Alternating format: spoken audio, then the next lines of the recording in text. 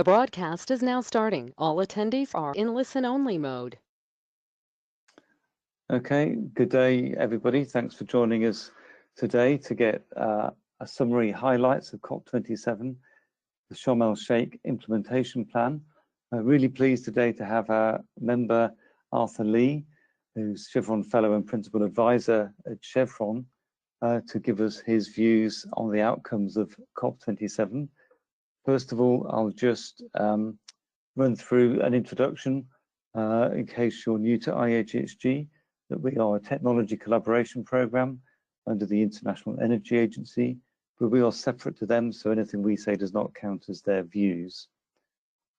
Our remit is to provide information on reducing greenhouse gas emissions for the use of technologies in biomass and power, fossil fuel use, energy carriers and energy integrated systems, and our primary focus is on carbon capture and storage, CCS. And we produce, as a research organization, funding research into the development and deployment of CCUS. We've produced over 360 reports. We run international expert networks. We've run conferences, 2 conference series, assist in a third on negative CO2 emissions. And we also run the main international CCS summer schools. Our last conference was 2 months ago, GHGT 16 in Lyon. Very pleased that we had 1,200 attendees. These are the largest gatherings of CCS people every 2 years, and it was very good to be back in person at this one. And with all the work that we do, it's very important that this gets used not only by our members, which it does get used by our members, but also in the appropriate international legal, regulatory and policy developments. So we're active inputting into the IPCC, we're active in ISO, we're active in the London Convention, and we're active in the UNFCCC as well. Then we do all of this thanks to our members, our 37 members, and welcome to Drax and E&I, who've most recently joined, and especially welcome to Chevron, who's a long-term member, and Arthur's been their representative for many, many years. Which takes me nicely to Arthur. Arthur is the Chevron Fellow and Principal Advisor on their corporate strategy and sustainability. His full bio is there, but most importantly, as well as his EPA and his IPCC background, he's been involved as a review editor in the AR6 IPCC, and Arthur's been to every COP since COP5 in 1999 and follows the negotiations, in particular the technology related negotiations at those. So Arthur has got a very good pedigree and experience in this area and follows the negotiations well. And I'd like to hand over now to Arthur to present his summary on the outcomes of COP27. So thank you, and over to you, Arthur. Great, thank you very much, Tim, and thank you for that very kind introduction. I think what Tim said was of course absolutely right about the COPs that I've seen. I started at COP5, COP5 Bonn, that was 1999, and I have to say, comparing the size of attendance and the complexity of the issues, things certainly have evolved quite a bit. At COP5, I think it was maybe less than 10,000 people, if I could hazard a guess. I don't quite remember, but it was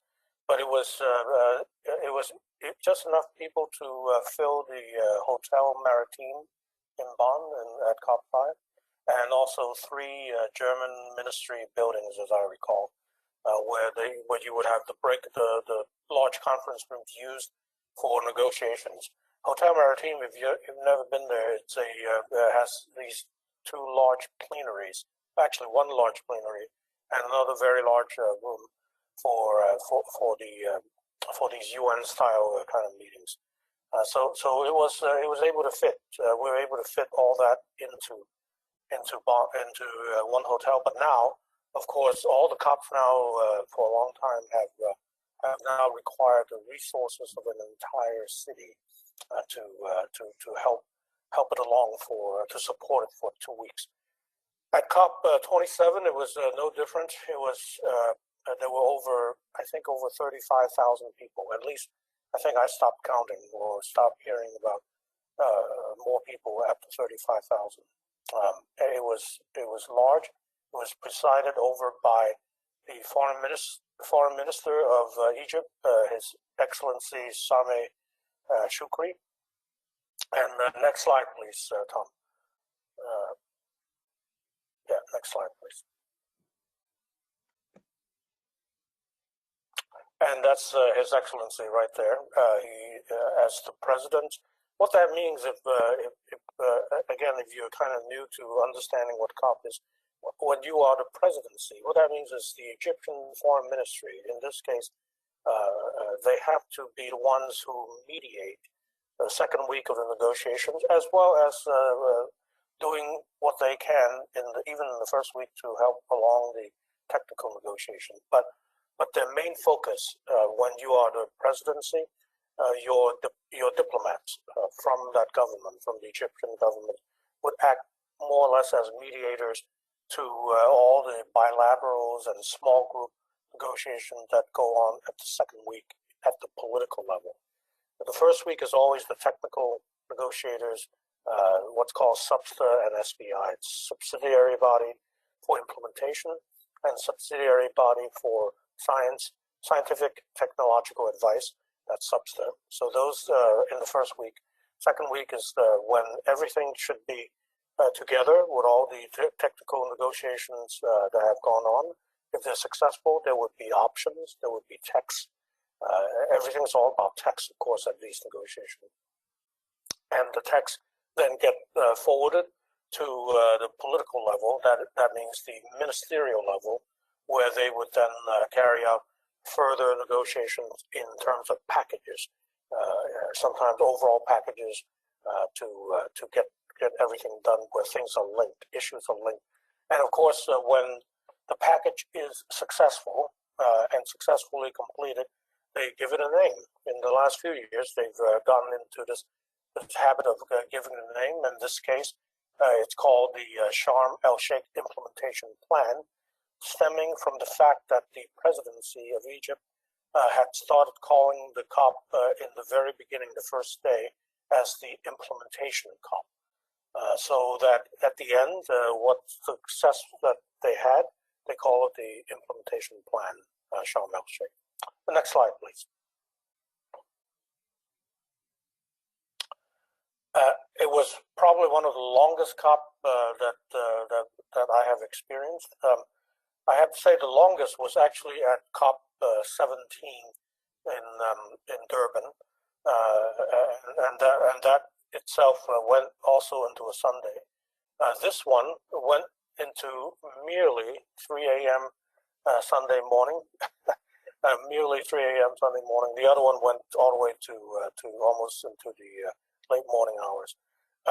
But even at 3 a.m., everyone still had to meet in plenary, and His Excellency Mr. Shukri had to start gaveling down decisions.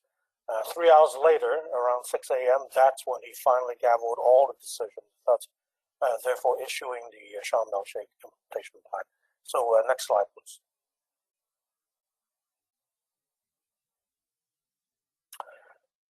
So these are, I think I'll give the 5 key takeaways right here. Okay, so the Paris Agreement goals are clearly restated in the Sharm el-Sheikh implementation plan. Okay. Now, however, as you would recall that the long-term goals for Paris is about well below 2 degrees, keeping the temperature rise well below 2 degrees compared to pre-industrial era, and also with efforts towards no more than 1.5 degrees. So that's the range. Somewhere well below 2 degrees and not too much above 1.5. So that was the range.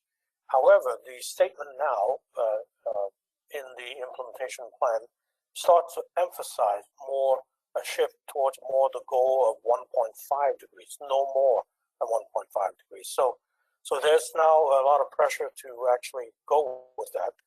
In fact, a lot of the taglines and slogans, if you will, that came out of COP is to 1.5 stay alive, or still alive with 1.5, something like that, to rhyme with 1.5.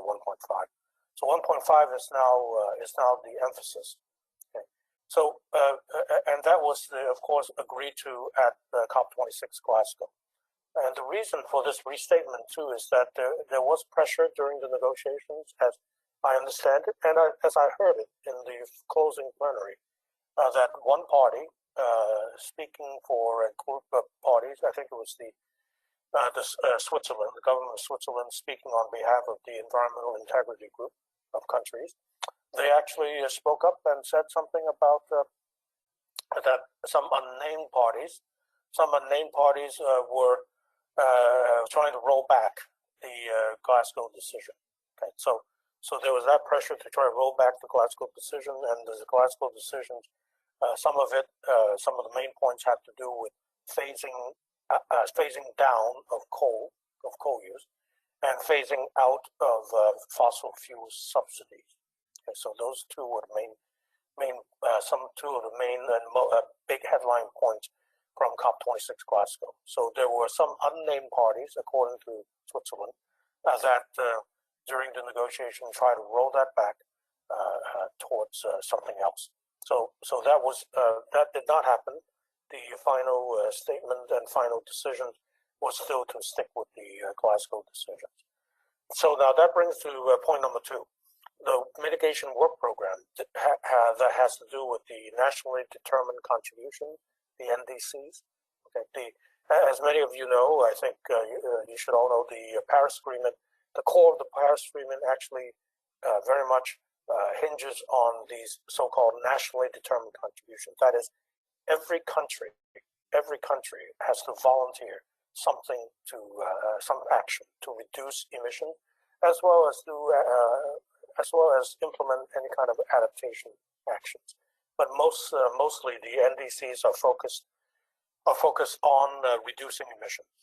Okay, so this mitigation work program was finally agreed to enhance NDCs because some parties still need to resubmit or revise the NDCs to take on more mitigation actions. Right now, even according to the United Nations, both the UN Environment Program and the UN Framework Convention Secretariat, according to both bodies, there are studies that look at this. The emission gap report, for example, from the UN, from the UNEP, have pointed out how even with the aggregated NDCs right now, the temperature rise would still be at a level beyond 2 degrees, okay, beyond a 2-degree rise, somewhere in the range of, I think, 2.8 or 3 degrees. So that's according to the UN, even according to the UN. So this mitigation work program is really much needed and has to be fleshed out in 2023 to 2024. So more to come on that as the country decided that more needs to be done on NDC. Now, a third item here is that made the biggest headlines that came out of these COP was something called a new loss and damage financial facility. Okay, so there's a lot of history to this loss and damage issue. As far back as I can remember, and it might have even gone further back than this, but as far back as I can remember, it came from COP19 Warsaw. Okay? COP19 Warsaw was a very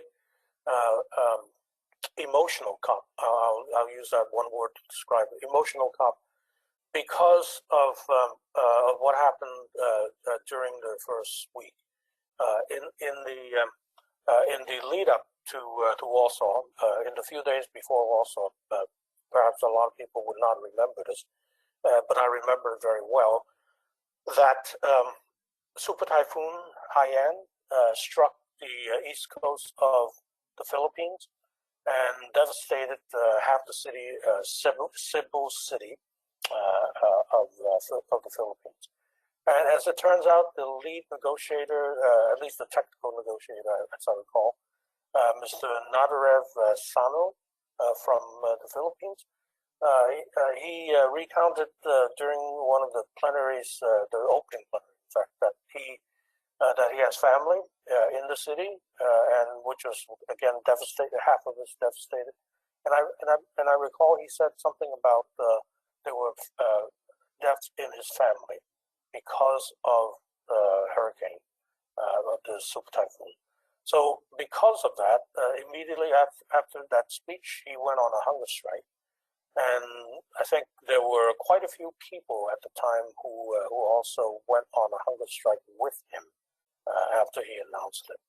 So I think he went on a hunger strike for at least 5 to 6 days or something like that. He did stop, of course, but not until he got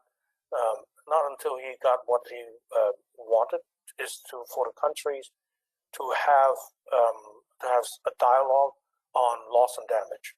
Okay. Now, what loss and damage is you can think of it like this. There's a bucket of money. The first bucket of money is about mitigation, reducing emissions. Okay, that's the first bucket, and that's been around for at least 10 years or so. And in fact, the very first Global Environment Facility (GEF) was established by the UN Framework Convention all the way back in the 90s. Okay, the UNFCCC established something called the GEF, and later in the Paris Agreement established something called the Green Climate Fund, which is part of this financial mechanism, which holds a lot of money for mitigation. Okay. The second bucket of money is exemplified by the Adaptation Fund, which is also another constituted body under the UN Framework Convention. In fact, under the Kyoto Protocol, is something that would be used to help countries to adapt. So you have reduction of emissions, you have adaptation, but there was never a third bucket of money until now for loss and damage, and that's of course to cover countries that have had losses and damages because of extreme events of some kind, whether extreme events of flooding, sea level rise, a slow onset event like sea level rise, or storm surges, or long-term effects from droughts, etc. So this loss and damage is a facility, financial facility. It's been set, but it's only a box, okay, an empty box or empty shell at this point. There is a transitional committee that's been decided that will go forward to begin looking at how to actually set up this financial facility and to operate. First of all, the first questions, of course, to ask and to be answered would be, where is the money going to come from? Okay. So that is one of the first tasks that the committee will have to do.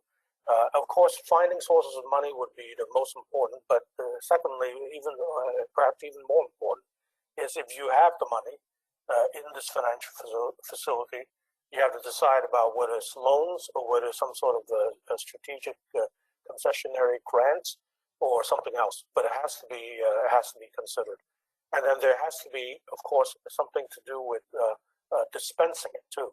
Okay, you have a shell of money, then how do you dispense it to countries that need it, and how do you evaluate and determine which countries will need it and need it the most?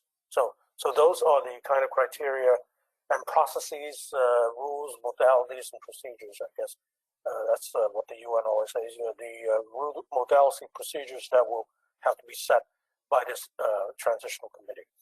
Okay, number 4, a new collective quantified goal still needs to be negotiated in 2023, and these negotiations have to close in 2024.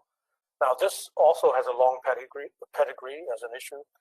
This issue came, I think, all the way, started taking root at COP15 in Copenhagen. But it finally, I think it finally became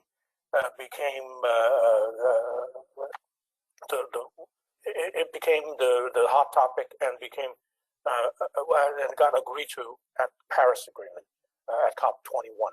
Okay, so there were decisions made at COP21 that basically said $100 billion, okay, would be the goal for many of the wealthier countries to commit to, and they did committed to funding mostly the Green Climate Fund and others to have $100 billion goals per year from the period 2020 to 2025. But that goal has never been achieved. Okay, I'll emphasize, it has never been achieved. Okay, it's gotten to the point where it's I think only about a little over $80 billion for 1 year has been achieved, but not per year. Okay, so this new goal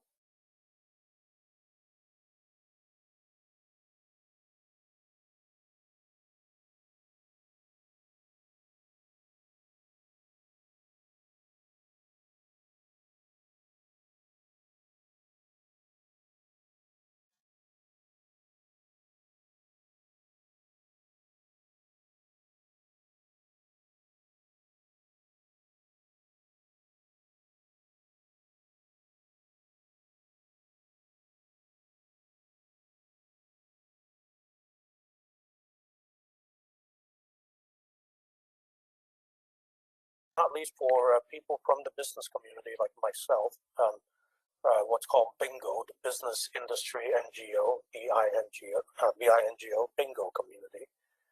Article 6, the cooperative approaches between countries, that still remain part of the negotiation, even though it's receded a bit from the foreground, because much of it has been negotiated and agreed to at COP26 Glasgow. So there were still some issues that were sticky issues that had to be negotiated here under paragraph 2 of Article 6 and also under paragraph 4 of Article 6.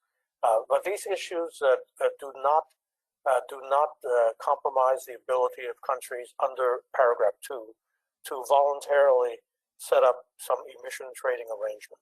Okay? So there is some, I think, misreporting out there by some parties that they do not that they cannot start voluntarily doing these emission trading clubs, if you will. In fact, they can. Okay, under 6.2, they can do it already. Some countries have started doing so. Switzerland have started negotiating and have actually made agreements, bilateral agreements, with countries like Ghana and Peru, for example. Okay, and in fact, there were 8 countries listed on Switzerland's the Click Foundation's website. Click Foundation being the agent for the Swiss government doing this. Okay, and Singapore too is also doing the same thing. They're also negotiating bilateral agreements with several countries that I'm aware of. Okay, so Article 6, it's going and it's ready to go. In fact, on 6.2. The 6.4 is much more of a UN-centric mechanism, and that has been very slow. And there will be, even though that is slow, there was progress at this meeting. Progress on many procedures such as share of proceeds. Countries certainly all agreed to how the share of proceeds will work. You can think of share of proceeds as taking a tax, levying a tax from the proceeds of any kind of trade that emission credits that come out of the transaction. So the share proceeds issue actually largely resolved, especially share proceeds of administrative expenses. There's a whole very detailed schedule in the decision around that, and countries all agree to that detailed schedule. So it's quite interesting to see what the countries were able to agree to. But there are still issues such as the removal, definition of a carbon removal, what that is, in both 6.2 and 6.4, that still needs to be negotiated next year. Okay. So there are some issues, but it does not, as I say, does not prevent 6.2 from being carried forward and being planned by countries. Okay. 6.4 would be a little bit slower because that is a UN-centric mechanism, and the supervisory body is up and running for 6.4, but there are still some parts of the supervisory body that has to be finalized. Okay, so next slide, please.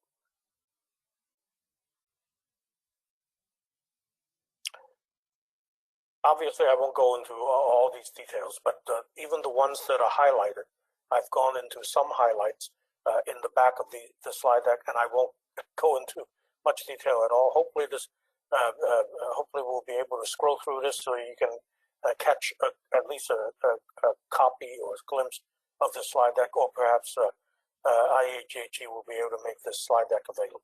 Okay, so let me just go to the next slide, and I'll just go through a couple of easy ones to cover. Next slide, please.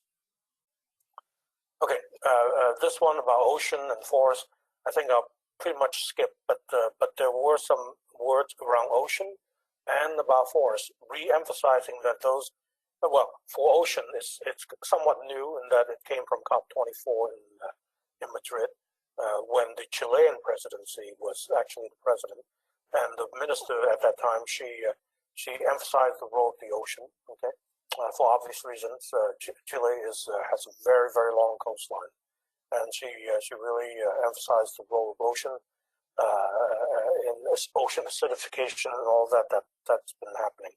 So this is still an emphasis for countries to try to reduce emissions. Okay, forest as well it's a re-emphasis of Article 5 of the Paris Agreement, and it's a very logical kind of decision, reaffirming the importance of incentivizing projects in the forest that will get the carbon offset, but as well as these nature-based solutions, ecosystem-based solutions that will also have to have co-benefits, okay, in the forest. Okay. So next slide, please.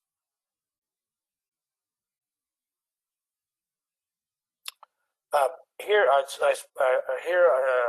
was actually showed myself here talking in an IPCC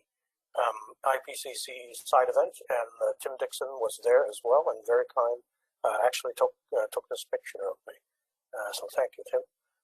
So in this particular session, it was about decarbonization of not only energy systems but also of the industry. So the IPCC has a special chapter on that as well, both energy systems and industry. So I spoke to both energy and industry. But the point here about this particular slide is about a decision in the Sharm el-Sheikh implementation plan that there were words about low emissions and renewable energy, and both are in equal footing. Okay, both are in equal footing in the decision. Simply because I think there was a lot of pushback from countries that renewable energy was overly emphasized as perhaps the only solution, when it should be also low emission energy as well.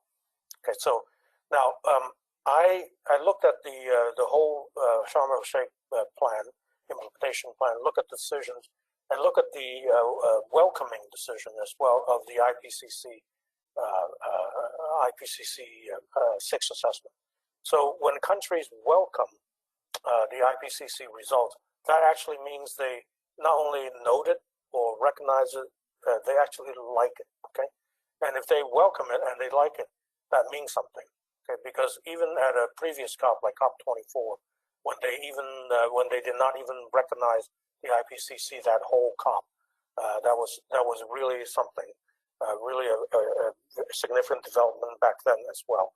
But now they're welcoming it, welcoming this. And the reason I point this out is because the 6th assessment report very clearly pointed out how natural gas and natural gas with CCS, okay, natural gas with CCS, and also bioenergy with CCS, BECCS. Okay, those are critically needed to be in these pathways, decarbonization pathways towards well below 2 degrees. Okay, so the IPCC recognizes this in the 6th assessment report, and by welcoming it, the UNFCCC, the parties, are basically acknowledging that as well. Now, I know that connection may seem far off for some folks, but the way that it's structured the decision, I do believe that the low emissions energy is a reference to CCS as well. Okay, so it's important to recognize that. Okay, so next slide, please.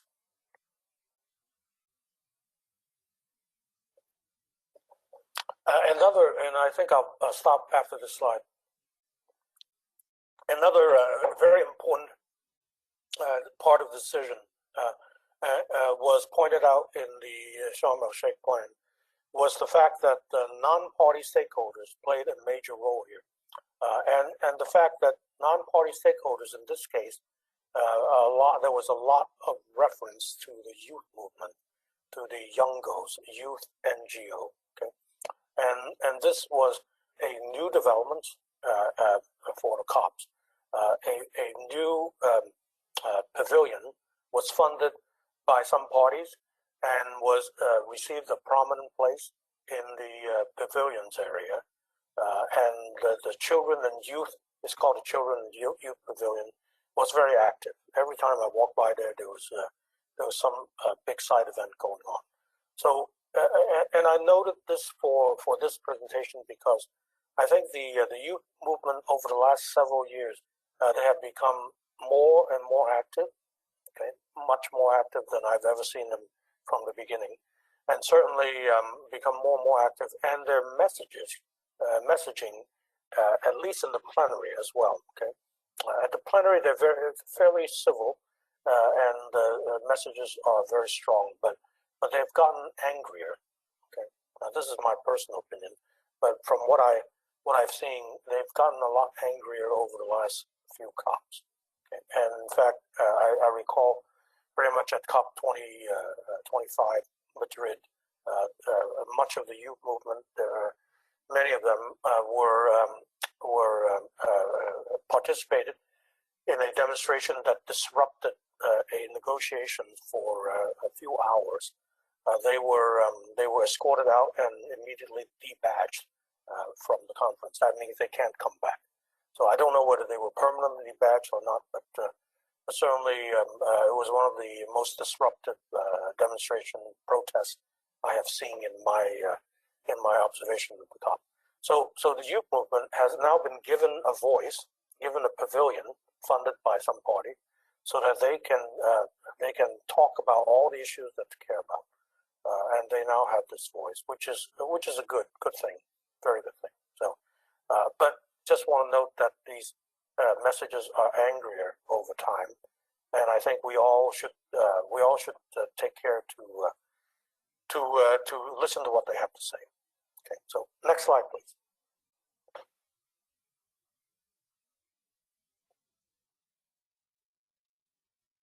Oh, I think you went backwards, Tom.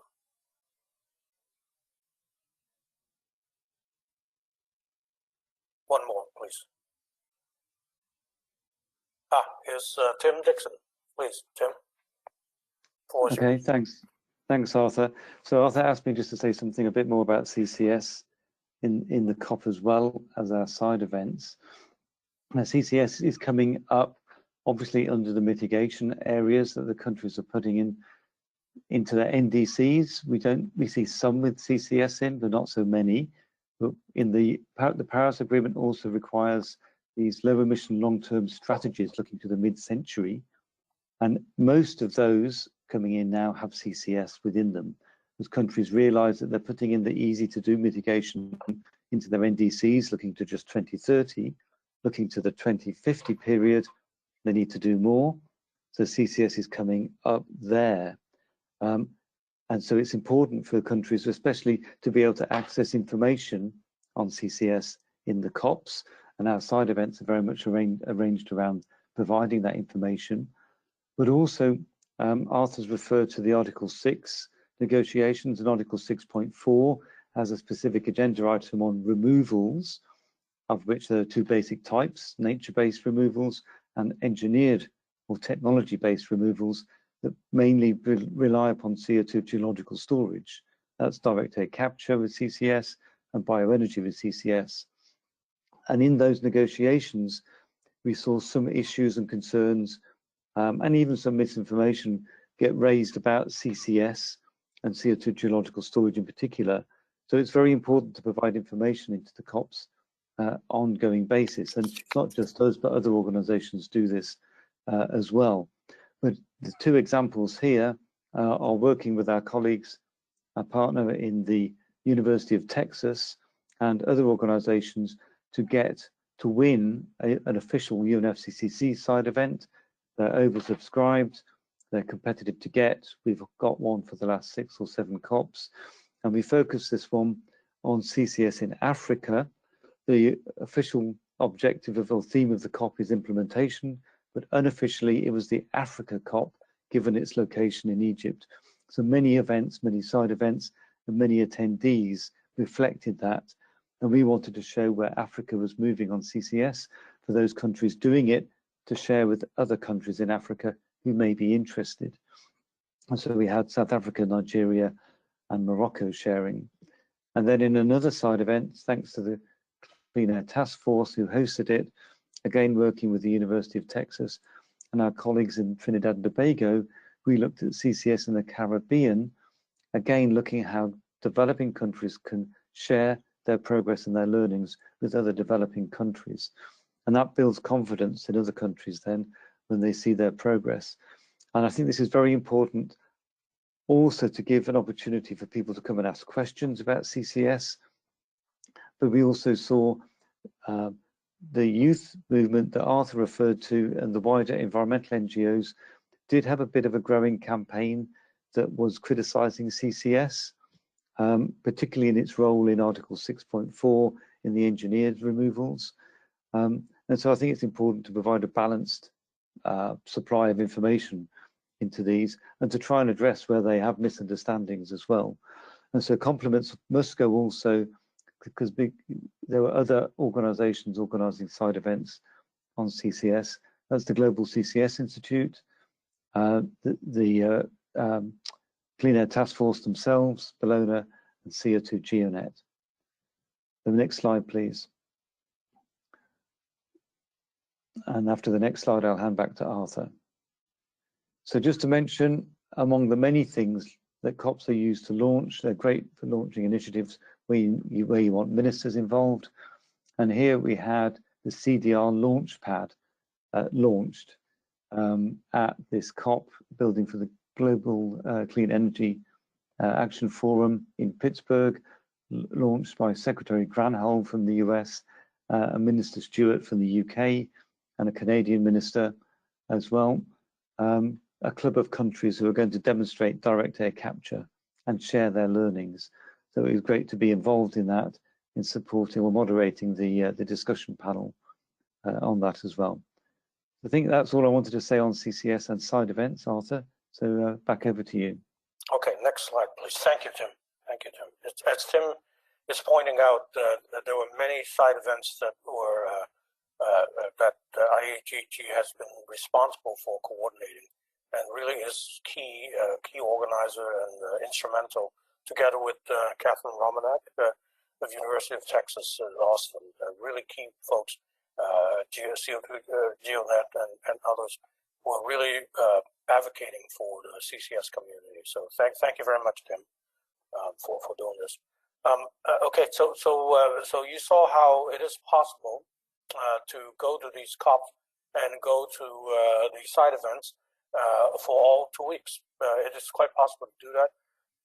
In fact, it has grown so much that there's now a green zone, an entirely separate area where you don't need a UN badge to get in, and you can go to the green zone to see even more of these side events in the city. In other cities where the other COPs occur, like in Glasgow, you can even have side events in hotels and other places all around the city. The green zone here, in this case, was not too far from the blue zone, and also there's an innovation zone now as well.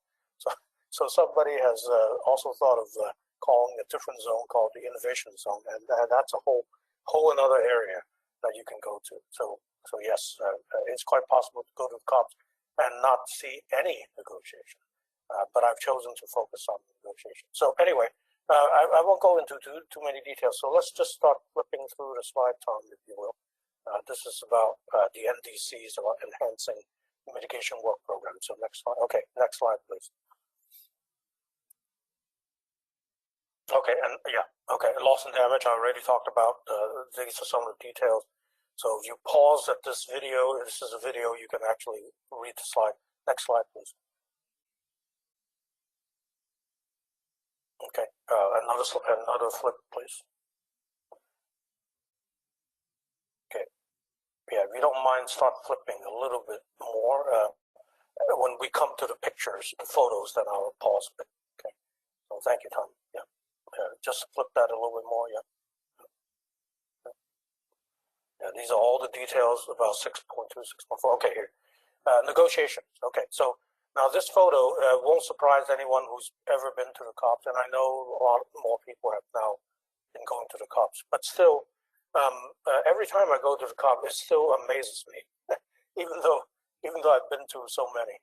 But it never ceased to amaze me to see all these countries come together. Okay, over 180, 89 countries, if I count correctly, are usually there. Over 180 countries are there, and this is one set of negotiations. I don't exactly recall which one this would be. This one could be the technology one, but it could be Article 6 also. But anyway, this represents what countries do. Now, this is not necessarily 189 countries in here. But I just want to point out to you how some small countries, small delegations, maybe only 2 or 3 people, they could join the group of 77 plus China, which is a bloc. Okay, so a bloc can represent you as well. You know, you can have your country's positions become consistent and aligned with a bloc negotiator.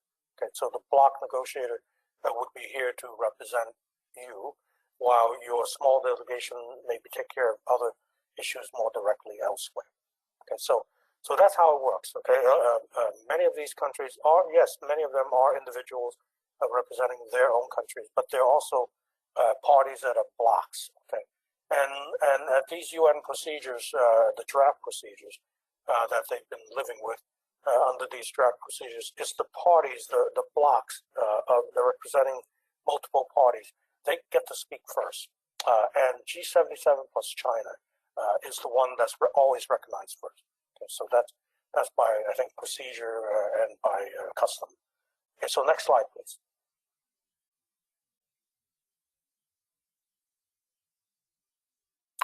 Okay, yeah, just flip another slide. Yeah, this is one of the plenaries in the first week, and these are just a little bit more intimate look, if you will.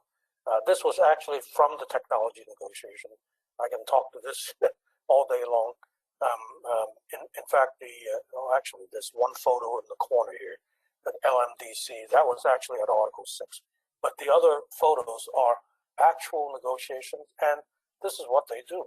Okay, if you haven't seen this before, they have big screens all around the room where you look at text, and once they get around to the point of negotiation where text can be presented, then they go through it paragraph by paragraph. Hopefully they don't just go through line by line, because that would be very slow. But paragraph by paragraph is like one of the better stages in the negotiation. Then they go through it, and then there would be consultation, sometimes with just bilaterals, like what I saw there. You know, I think EU talking to the US, in fact, sitting coincidentally in this case, sitting behind the US delegate in the technology negotiation, and the EU person just came by and started talking to the US person because they're in consultation about something, about the words. So anyway, so that's actual negotiation. Okay, next slide, please. Yeah, more negotiation. Now this is definitely technology. So yeah, let's just flip through a couple more, and then we'll go to Q&A. Okay, this definitely is negotiation again. And this was at a crucial moment. The one where the U.S. delegate is looking up at the screen. They were literally looking at several words to see whether it's acceptable as an acceptable compromise, and they were already beyond time for that 1 hour that was allotted to them. They were already 10 minutes beyond time, and and other negotiators for other issues were already waiting outside, starting to stream in the door. And so the co-chair finally had to call it. She was threatening to call the whole thing off and say Rule 16 will apply. Rule 16 is the dreaded Rule 16 where everything's deleted and then you start over again at the next session, at the next, in this case, the next substance session. But fortunately, I think the countries were able to come to a point where they could, even though they disagree about how to remove brackets from the text, brackets represent disagreed words and phrases. And if they can remove brackets, that means they would agree.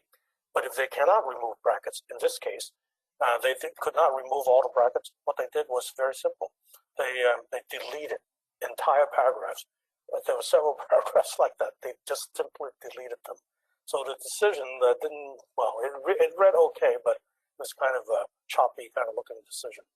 So that's how negotiation worked for anyone who had never seen this before. And I still am amazed even after so many years.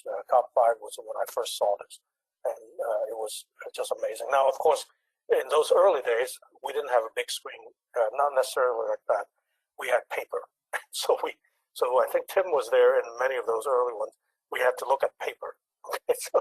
So it was quite interesting to see how things have evolved, and yet it's still the same. Okay, so I think I'll end right here, and we can go to Q&A, Tim. Okay, Arthur, thank you very much for all those insights, and we will seek to make available your slides afterwards, rich in both text and pictures representing what went on in COP27. So I don't have the screen with the questions on, so I'm hoping Tom will paste them across. But while we're waiting, we invite questions in the question panel. But I'd like to start off by saying, Arthur, so what are the next steps to go to COP28? What's going to happen? What needs to happen between now and COP28 in Dubai in November, starting November the 30th, 2023? Right. I already, I think, projected some of these issues in that opening set of the issues that I presented. For example, mitigation work program. That needs to be further negotiated next year, 2023, and in fact 2024 as well. So in 2023, in June, there'll be the intersessional meetings. That is the session in between the COP, where the technical negotiators, they meet every year, except of course during the pandemic year. They meet every year to start to set the table, if you will, start the setting the dinner table, if you will, with the technical text. Okay, that would go with all these issues that are remaining. So my favorite issues, 6.2, 6.4, they will all be set, or they'll try to set the table in these June meetings. Mitigation work program, same thing. I didn't even have a chance to talk about the global goal on adaptation. That's another big issue that will need to be set again through a set of not only workshop, but also another work program. And the global goal on adaptation, let me just spend a minute on that quickly. It's also something that has a long history as well. A lot of these things have long histories. You see the Paris Agreement has a quantified goal, right? And a quantified goal of money, but also a quantified goal on 2 degrees, well below 2 degrees, and 1.5, and that's efforts on 1.5 degrees. So that's a quantitative goal. Adaptation has no real goal in it. So there's always been this sense amongst parties that they should have a goal, some kind of goal for adaptation, a global goal.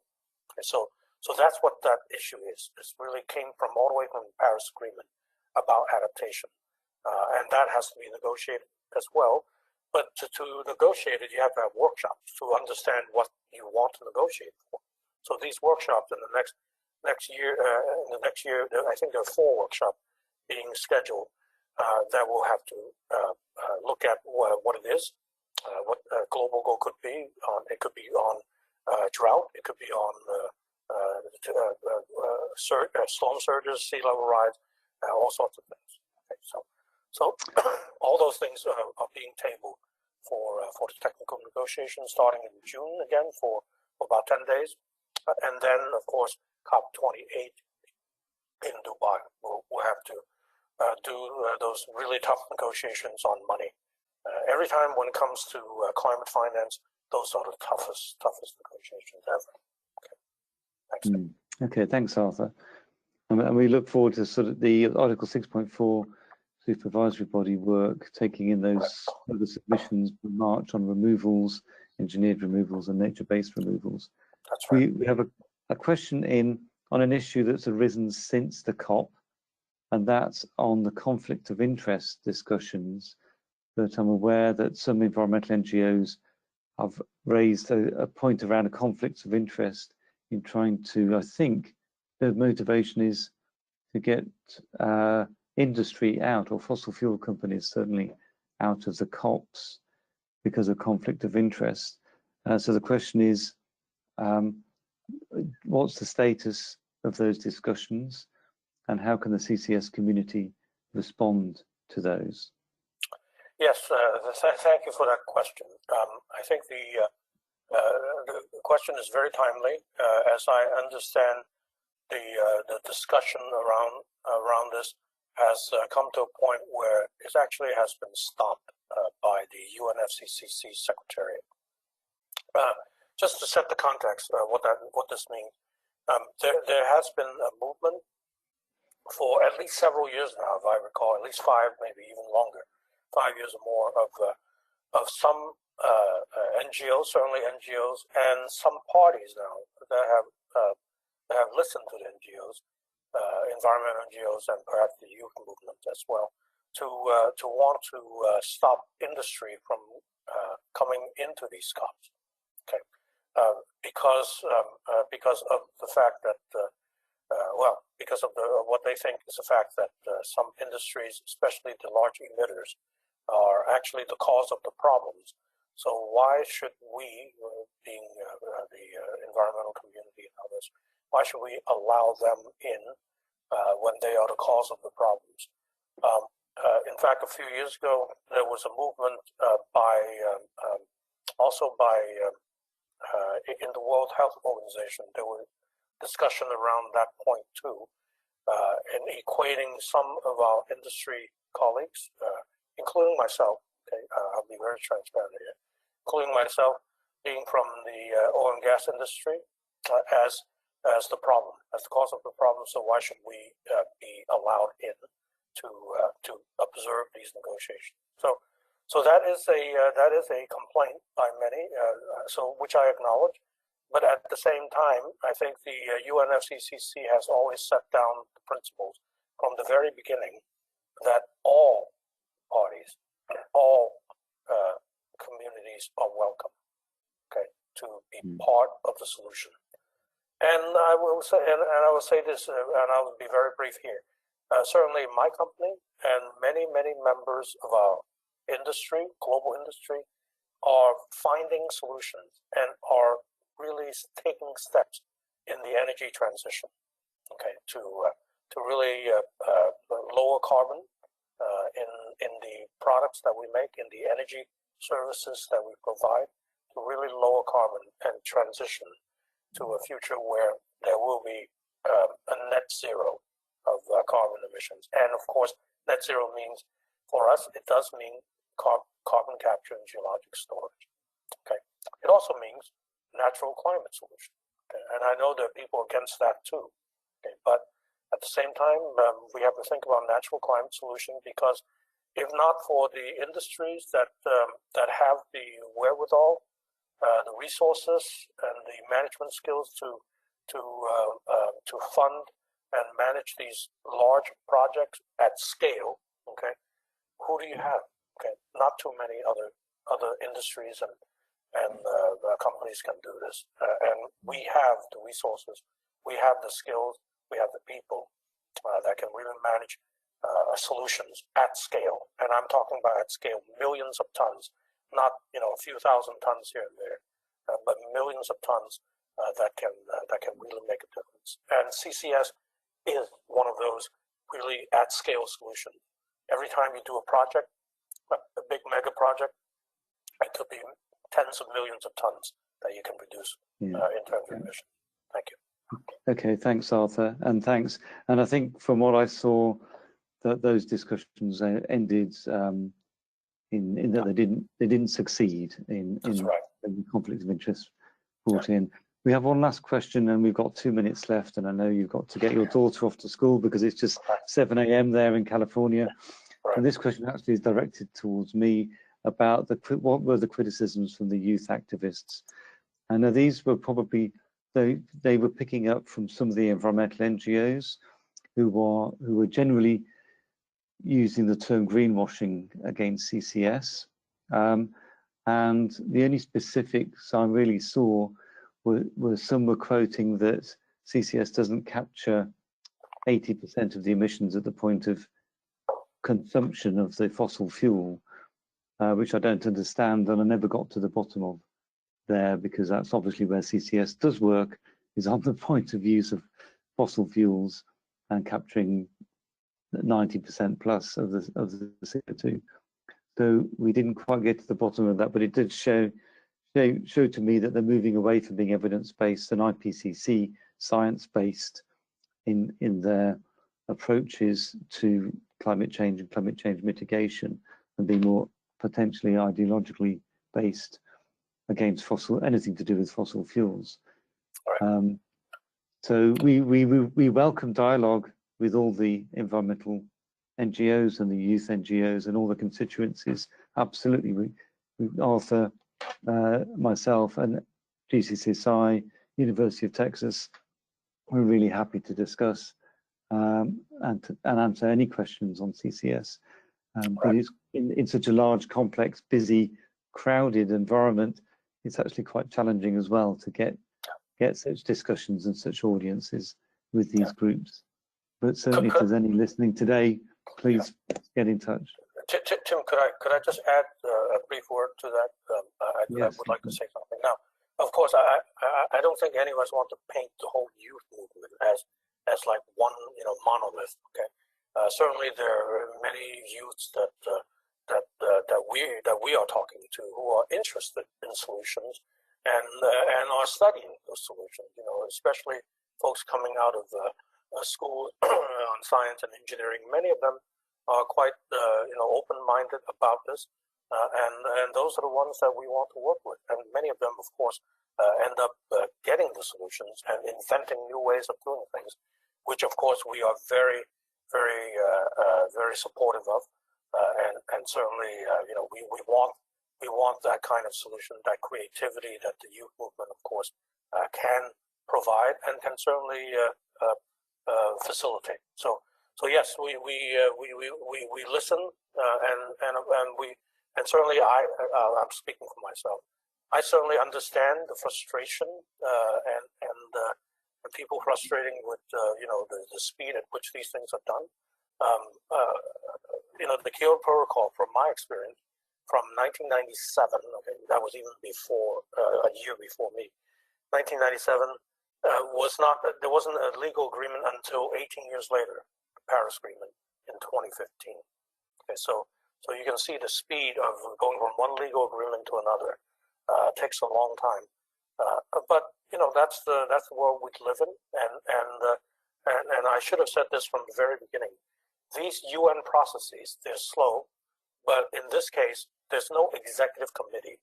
Okay, there's no like a small group of countries like the UN Security Council with the 5 permanent members that have nuclear weapons. Okay, and then 1 rotating member from the General Assembly to be part of the executive committee, the UN Security Council. In this UN process, there is no Security Council. There is no executive committee. All countries are equal, and of course, the communities that we represent, we're all equal. Youth, NGO, gender NGO, women, indigenous people, trade unions, business, research NGOs. We're all equal, and we all have solutions and can offer solutions to be part of this. Thank you. Yeah, well said, Arthur. And we need all constituencies and all groups and all interests to be positively engaged. And having just come back from our IEAGHG summer school in Indonesia, I've spent a week with 44 very enthusiastic young people who are very motivated in climate change and wanting to learn more about CCS. That's good. That's good. So this is all good. So Arthur, we're up to time now. I'd like to thank all the audience for coming and listening, and I hope you've learned things from Arthur's perspective. This will be available as a recording afterwards, and we'll seek to make Arthur's some quite detailed slides available as well. Arthur, I'd like to thank you very much for getting up especially early in the morning there in California. And now we must let you go to get your daughter to school. That's another generation's education. Exactly. At the local level, that takes priority. Thank you, Tim. Thank you, Tom, for behind the scenes driving the slide. Thank you, Tim and Tom. Thank you. And thank you to Tom behind the scenes as well, who's doing this own looking after his school-age children as well today, working from home. Okay, thanks everybody. Okay. Thanks, Arthur. Thank you. Thanks, Bye-bye. Tom.